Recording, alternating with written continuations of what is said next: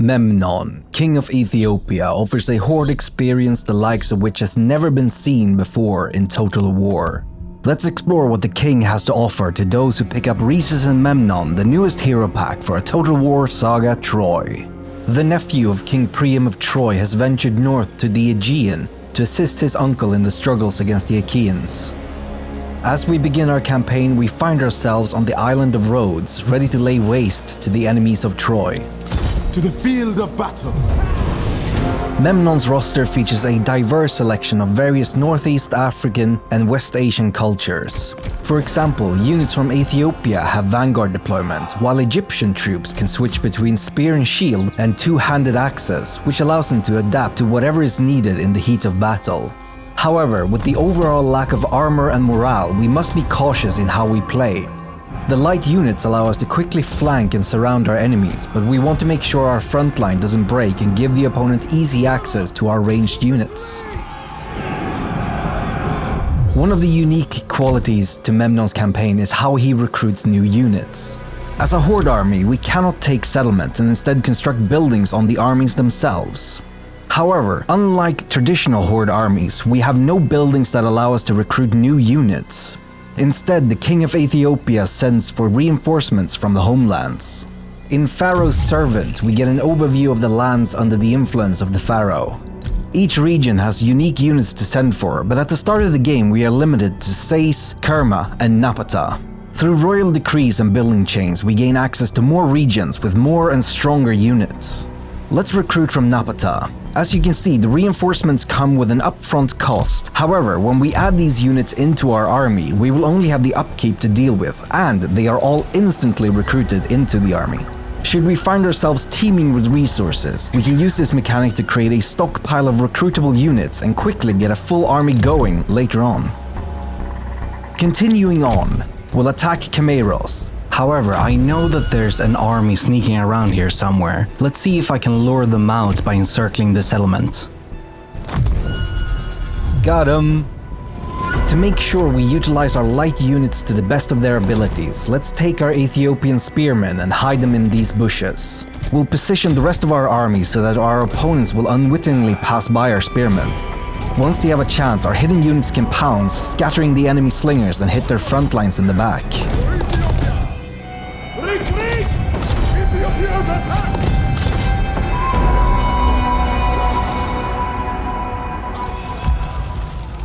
Time to test our skill. As we raise settlements, we gain various resources, with each settlement having its own bonuses signified by this icon here. However, we're still light on some resources to upgrade our horde's primary building. Let's see if we can make some friends. The friend of my friend should surely also be my friend, and Sarpedon of Lycia is definitely friendly with Troy. Our mission wants us to send a gift of gold, and the increased opinion of said gift will surely help us in the long run. Let's send Sarpedon his gold, and then we can make a barter. At once. We have an abundance of food, but what we really need is wood. Surely Sarpedon will give us what we require. Staunch protector. I'll see it done. We also need to build up our army with more soldiers. Kerma has some great units to offer us. However, like all Ethiopian troops, their cost is heavy on wood. Meanwhile, Sais costs mainly food, which is a resource we have in abundance at this time. Here at Arcasia, we have a major settlement battle. Without armor, our units would be taking more damage than I'd be comfortable with just getting to the walls. But Memnon has a trick up his sleeve. Our Ethiopian troops have vanguard deployment, allowing us to start so close to the walls we can almost touch them. We can then avoid most of the damage from the towers and quickly get over the walls. Our troops will be exhausted from climbing up the ladders, but getting up there quickly will likely outweigh that in this situation.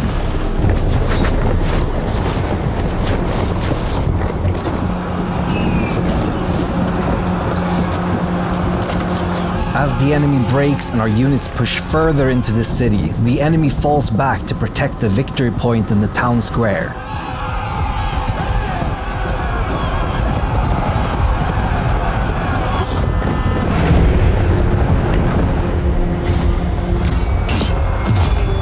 Raising Arcacia has given us a bit of a unique gift, the ability to recruit giants. Unlike the units we gain through Pharaoh's Servant, these mythic units do have an upfront cost, in this case, food.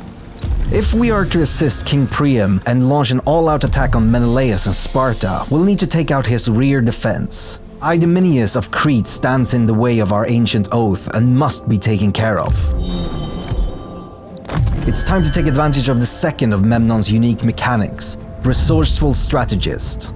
Unlike the heroes of the Aegean, Memnon does not have agents like the spy or priestess. Instead, Memnon assigns followers to his camp, which gives him various bonuses. For example, the Egyptian healer gives additional replenishments, while the Egyptian assassin gives us an ability that damages the enemy hero. We'll be taking advantage of the latter right here, because I am not fancying that auto-resolve.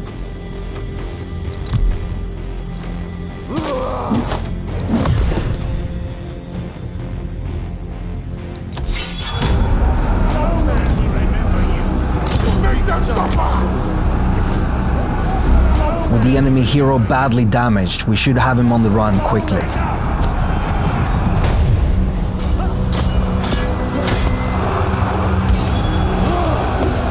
And with their primary army gone, Knossos is ripe for the taking.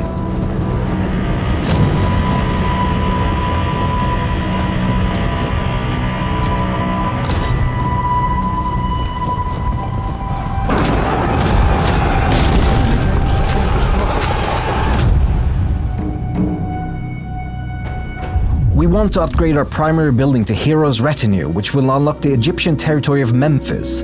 However, we are a bit short on gold. Fortunately, using the War Spoils menu, we can find a source of gold close by.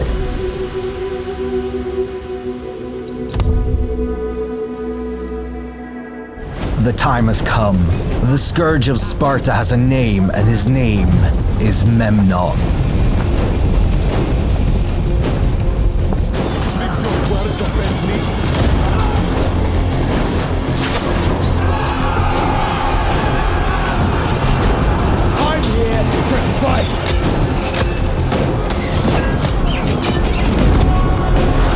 Rhesus and Memnon, the newest hero pack for a Total War Saga Troy, launches on the 14th of December on the Epic Games Store and Steam. Pre-order now to get 10% off or get the Ultimate Edition and save 40% overall.